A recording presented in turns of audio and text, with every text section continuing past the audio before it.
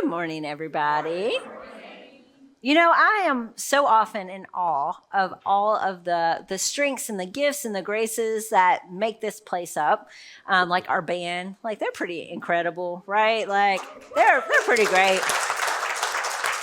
They have all these musical strengths, and you guys, I have like negative musical strengths, nothing to offer. And then like today out in the Welcome Center, we have cookbooks available that are made up of our amazing cooks' recipes that'll also help benefit our kids going on mission trips. But I flip through there and like I can taste these dishes that they made for me, and I'm like, man, I wish there was like one thing that I could make, that like was worthy of being featured in the cookbook. You'll notice that there's nothing that has my name beside it, okay? Mine is not there. I did post it online, though. You might have seen it. It was like all the key places to call for takeout. Yeah, I mean, I'm really good at that. One of my other great strengths that I do have is my ability to focus. Like if you give me a task, I can like zone in and it's going to get done no matter what else is going on around me. I blame it on being a coach's daughter. I would have to do my homework while basketball games were being played. So like I just learned how to do this. But do you know what one of my greatest weaknesses is? My ability to focus, okay? That's how strengths and weaknesses often happen, right? Because I can get so consumed with whatever's right in front of me that I can absolutely miss everything else. It's one of the things that Jeremy loves the least about me, I'm pretty sure. But let me give you a very real recent example of this. I had to go home for an award ceremony. My dad was receiving an award, and home is Muhlenberg County. So I took off. I was a part of the ceremony, jumped in my car to come back here to get to work. And you guys, it's an easy drive. What can I say? There's like literally one turn to make, okay? You have to go from the Western Kentucky Parkway onto the Natcher Parkway, period. That's all you got to do. And I've done it like 1,000,001 times. But on this particular occasion, I got into my car and I turned on an audiobook.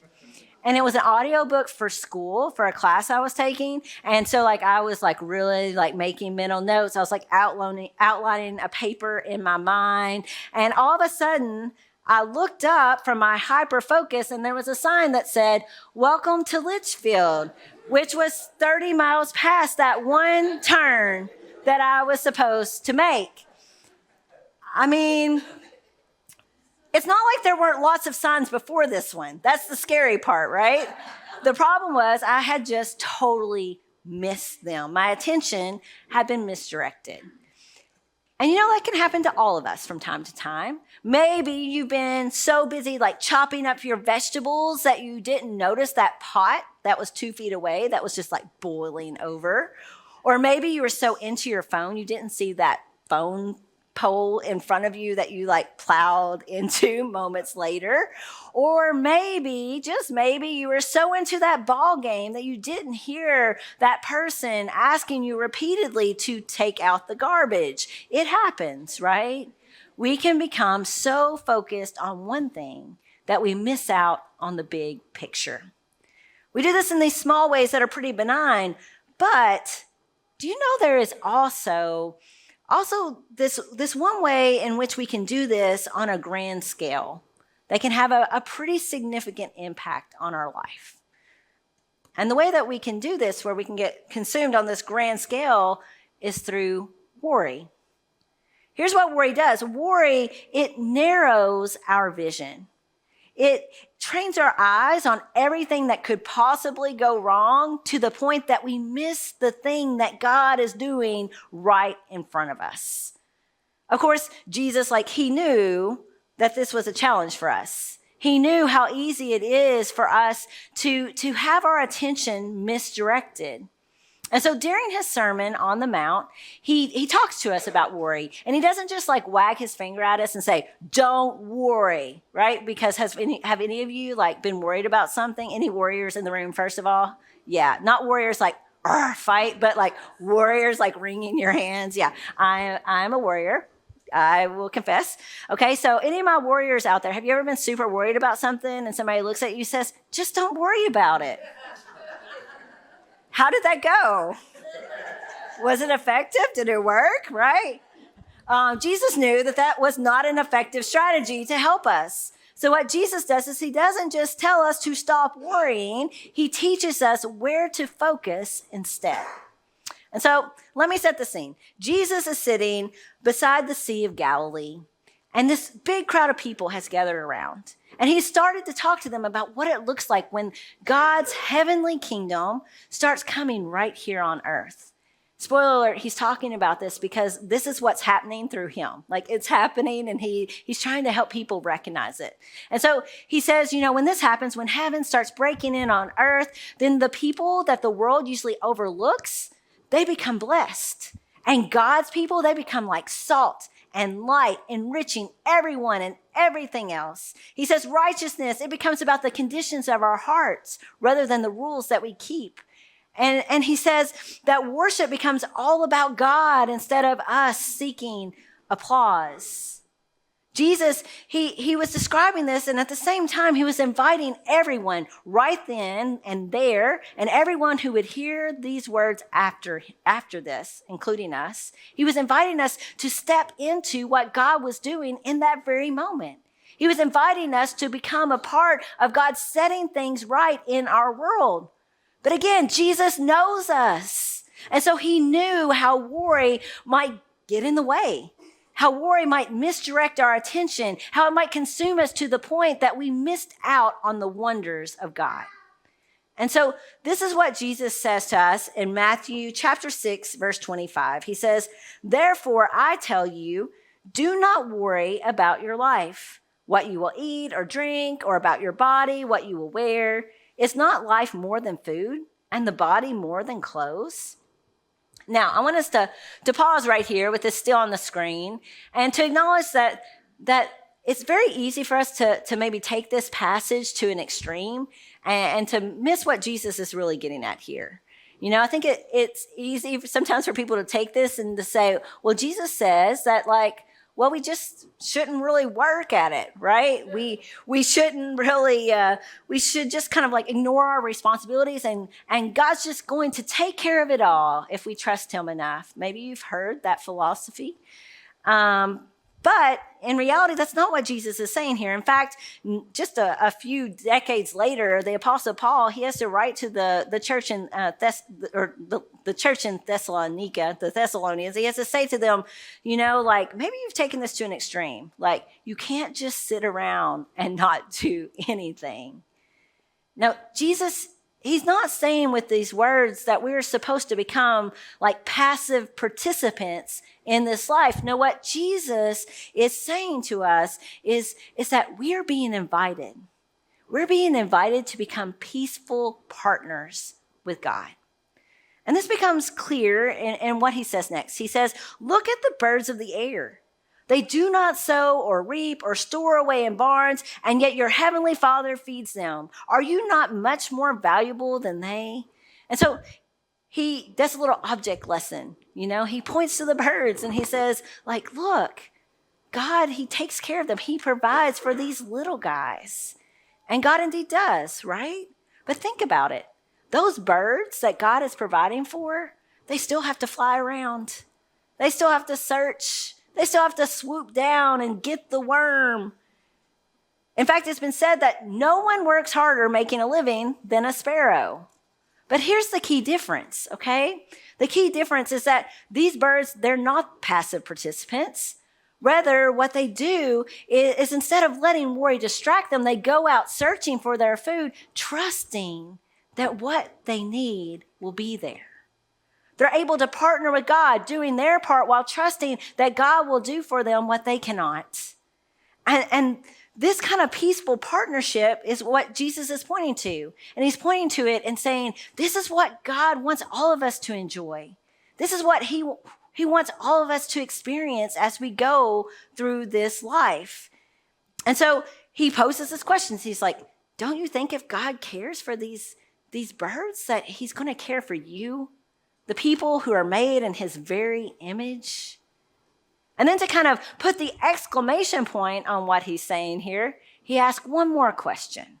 He says, can any one of you by worrying add a single hour to your life? Has anybody seen that work? yet. There's actually another way that this can be translated that I like even more. This can also be translated, can any of you by worrying add a single cubit, which is about 18 inches, can any of you by worrying add a single cubit to your height? As a very short person, I can attest to you today that no amount of worry has made me like any taller in this life. In fact, if it did make me taller, I would be 8 foot tall and playing in the WNBA instead of being your pastor today. No, it doesn't work like that. If anything, what worry has done is made me like be more beat down and slumped over. And so Jesus, he's making it clear, like worry is pointless. In fact, it's counterproductive. Worry shrinks our world and it blinds us to the possibilities of God. But if that first object lesson didn't really drive it home for us, Jesus, he serves us up another one. Instead of pointing to the birds, now he points to the flowers. And he says in verse 28, "And why do you worry about clothes? See how the flowers of the field grow? They do not labor or spin, yet I tell you that not even Solomon in all his splendor was dressed like one of these. If that is how God clothes the grass of the field, which is here today and tomorrow is thrown into the fire, will he not much more clothe you, you of little faith?" This is what the hillside looks like that Jesus was teaching on that day beside the Sea of Galilee. And so when he tells the people who are gathered around on that hillside, like, look at the flowers, he's not asking them to use their imagination. He's not talking to them about some hypothetical thing. No, he's telling them to open their eyes, to look at the flowers that are right there. And as they look at it, you know what he's trying to help them realize is that these flowers did not worry themselves into blooming. These flowers, they didn't strive their beauty into existence. No, they simply did what they were made to do with God. The Message puts it this way. It says, if God gives such attention to the appearance of wildflowers, most of which are never even seen, don't you think he'll attend to you, take pride in you, do his best for you? And I think that raises an important question for us. Like, do we trust that? Do we trust that God is for you? Do you trust that he takes pride in you, that he is working for your good?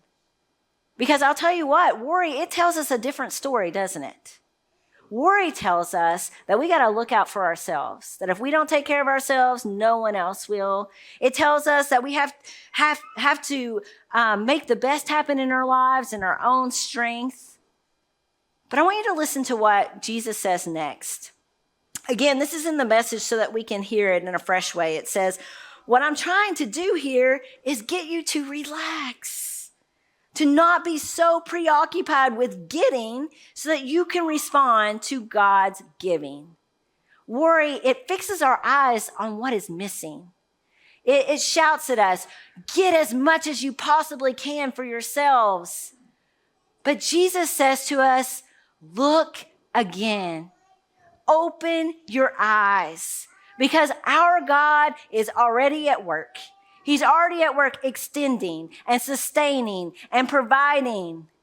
The invitation that Jesus is extending to us in this moment is not for us to strive and to try harder, but rather it is the invitation to simply see, to perceive God's goodness that is already around us and step into it.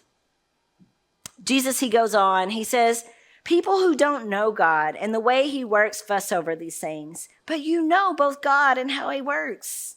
Steep your life in God reality, God initiative, God provisions. Don't worry about missing out. You'll find all your everyday human concerns will be met. Worry misdirects our focus, but Jesus redirects it, and he redirects it to God, to the one who made us, to the one who loves us, to the one who cares for us still and invites us into this peaceful partnership with him. To kind of drive this all home, Jesus says this: give your entire attention to what God is doing right now, and don't get worked up about what may or may not happen tomorrow. God will help you deal with whatever hard things come up when the time comes. Worry, it narrows our vision. It trains our eyes to see on everything that could go wrong, causing us to miss out on what God is doing right in front of us. But Jesus, he doesn't want us to miss it. He didn't want the people back then sitting on that hillside to miss it, and he doesn't want us to miss it today, the way that the hope and healing of heaven is crashing into the present. And so Jesus, he challenges us to shift our focus from our worries to the ways that God is inviting us to partner with him. Today, I want to challenge all of us to pray a simple prayer that does just that redirects our focus from worry to the wonders of God. And here's the prayer I want us to pray. God, what do you want to do through me? I love this prayer for a couple of reasons, beyond the fact that it's short, sweet, and easy to remember. That always helps, right? But I love this prayer because, first of all, it assumes that God is indeed at work, even if at first we can't perceive it. And then secondly, I love this prayer because it also assumes that God wants to partner with us, that he wants to use us, that we have a part to play. It's not asking if God wants to use us. It's asking the question, how? It's interesting. Our very church, Broadway UMC, was born out of a prayer that sure sounds a whole lot like this. I'm a person who's a collector. Some of you know this about me. I actually went to school to be a history teacher. And so I like to accumulate things from the past. And a couple years ago, I was going through the archives of the church and I came across this history that someone had typed up on a typewriter to preserve what had happened in the past of our church. And so I wanted to share with you a little bit of what I found that day. It was called I Recall, Some Early History of Broadway Methodist Church. Dr. W.C. Lloyd was in his study. He had just been thinking the work in State Street Methodist Church was progressing very well. Then as he sat there, he prayed, Lord, what would you have me do more? For I want to further the kingdom's work. God, what do you want to do through me? The illumination that came was revealing, build me a church on Broadway beyond Kenton Street. The voice was clear and urgent. The response immediate. I'll do it, Lord. That was all. That was all, and it was everything, right? I can't help it. I didn't read it at the last service, but the parenthetical down beneath this is perhaps my favorite part. In parentheses, it says, now, you, the reader of the above, I'm sure will say, that's a figment of the writer's imagination. Maybe, yet he did have the call, and it must have been something on this. I don't know. What do y'all think this word is? I cut it off when I took the picture all these years ago. But I love that it's like processing through, like people saying, surely God didn't say that. And he's like, I don't know. Like there had to be something happening there. But I love it. You know, it's like they prayed this prayer, they heard God say this, and that was all. But that partnership that was born through that prayer launched a congregation of people that now for generations have been inviting people to come fully alive through a relationship with Jesus. Around 10 years ago, our church was praying a version of this prayer. We were praying, God, what do you want to do through us?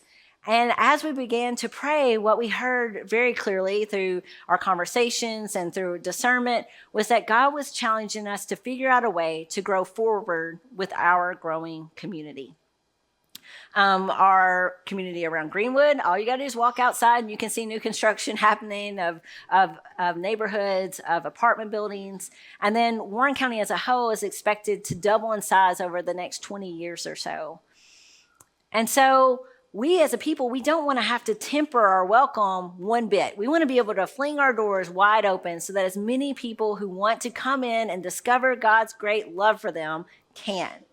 So I was talking to our kids downstairs about this because they are very wise and invested leaders in this place, as you know. And so I asked them, I said, you all tell me, like, what does it take for someone to feel welcome? And, this was the first thing they said. I need to tell you, although, like, it progressed. And of course, they felt like there obviously needed to be like church pets and a waterfall and a ping pong table and some other things. But the first thing they said was this. It's very revealing. They said they need a place. And that's our dream. Our dream is to expand this place in such a way that every person can have a place where they can be known and nurtured in their faith. And so this is where it becomes real for us right here, right now. I think at this moment where we've been dreaming about this for so long, about creating more space for more people to come in, it would be very easy for worry to sneak in. I mean, like, I feel it sneaking in for me at times, right? For worry to sneak in and to redirect our attention, to get us all caught up thinking about, well, what if this and what if that, and maybe we should just stay safe and keep doing things the same. But today, let's shift our focus together. Let's shift our focus from worry to the wonders of God that He is doing right around us. I want to invite you to listen to a few leaders in our community and leaders in our church who are going to share with us a little bit about the growth that is expected here and the ways that they can see our church being a part of ministering to the people who will be coming into the Bowling Green area. As you watch this, I just ask that you pray that simple prayer. God, what do you want to do through me? Let's watch together. Warren County is exploding. I think there's a number of reasons for that. We're definitely in the greater Nashville area, and Nashville is exploding. I think our Chamber of Commerce, our city and county governments have an amazing vision and are willing to work together. And that has brought so many amazing companies here. And that means that we have to have workers. And so you've got a number of people going, what does quality of life look like? Why do people want to move here? How do we help? And I think the church and those partnerships and the city and the county government and the Parks and Rec department and the library and all these people are going, hey, come on in. We're ready for you. And I think being an inviting community is pretty special in and of itself. Being a collaborative community, it's wild. It almost doesn't exist. People come here and they say, I haven't seen this before. We are expected to double in size by the year 2050. So what we see as the city of Bowling Green, Warren County today is going to look completely different. And that means we're going to be welcoming individuals from all over the United States and all over the world. And we're already a diverse community as is. We have over 100 languages spoken, public school districts. So how do we create that culture of belonging when we see the growth ahead? I think Greenwood and Broadway as a whole is a very inviting community. So whether it's a person that's inviting someone in or just being an inviting body of people, I think people feel very welcome when they walk through the doors. I feel very welcome when I walk through the doors. The first time I walked in the door at Broadway, there were people who welcomed me, and I felt seen, I felt heard, and I felt accepted. I also feel loved. This church community has loved on myself and my family more this year than I could have ever imagined. I don't want to call us the island of misfit toys, but there is this special type of, you can be any type of broken and show up there fully yourself on any Sunday morning, any event, and not have to pretend. People can see when you're being fake, and I don't see fake when I walk through the doors of Melrose or Greenwood. Greenwood is special because of the people, plain and simple. Whether they're rallying around people when they're in time of need, like my family has experienced this year, or whether it's coming around each other to celebrate victories, which they've also done with me and my family this year, it's the people that make the biggest impact on me at Greenwood. Starting a preschool at Greenwood just makes sense because we've seen it succeed at Melrose. So having an ELC type program at another Broadway campus, one, lives into our mission of invite, grow, serve. It also, I think, helps reach people who might not otherwise walk through our church's doors or any church for that matter. But there's just not enough availability for parents to feel comfortable leaving their children in a safe place and for children to learn and grow and be prepared for school and life success. All of the statistics point at investing in the life of our youth to make sure that they are kindergarten ready. And so that is going to be really key for the entire community. We know that brain development happens in those first 8 years of life. The younger we get them, the better off they are. We don't have enough facilities in our community as is to make sure that all of our children are kindergarten ready. That's going to be our workforce. And if we don't do something about that today, we're not going to have a workforce. Being kindergarten ready is going to set that child up for success. And it is an investment that our community has to make as a whole. Broadway has been ahead of the game in that not only the investment in the ELC, Early Learning Center, my child went to that at a young age, and so I benefited from that as well. But the investment in the Foundry and their proven success at just when you see the statistics are mind-blowing at how many of the kids who have been a part of the Foundry are kindergarten ready. And now we have an opportunity to set them up for long-term success and to make sure that Bowling Green's the best place to live for all. I think if you look left and look right, you see chaos. And I think that has to be replaced with love. And like, what if we could make that more predictable? Love is predictable. It is safe. Like when we go back to the things that God tells us about love in Corinthians, we understand it and we understand God because of it. And I think we can't delay. I think it has to be now. I think, life is short and the years go by really quickly. And you can't wait when it comes to investing in the life of the community and the youth and the life of the church, because then, you're going to have this gap. My greatest hope for our church is really just to continue what we're doing, welcoming people, no exceptions. We need to act now because we're nearly at our limit as far as facility space goes. Geographically, the area around the Greenwood campus is growing wild. There are apartments and homes and neighborhoods popping up all the time. We're going to work together. We're going to make this happen. We're going to make, this community the best that it can be. We have to roll up our sleeves, get to work, and do it as fast as we can because somebody's counting on us. Again, a simple prayer. God, what do you want to do through me? As the band comes back to play for us this morning, I'd like to ask you to pray that prayer in a particular way today. As we sit here in this room, maybe there are people who aren't here yet that you dream will one day sit next to you and worship. Maybe it's a specific name of a person that you hope will be invited in to what God's doing here. Maybe it's a group of people that you hope will be invited in here. But on your order of worship, there's a sticky note.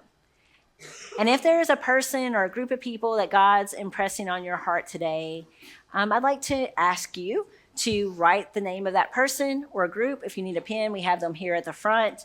And then come and just place it here on the altar, not just as a note, but as a prayer.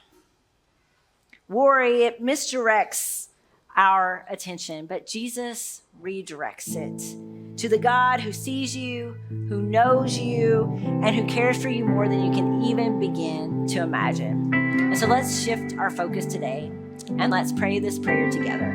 God, what do you want to do?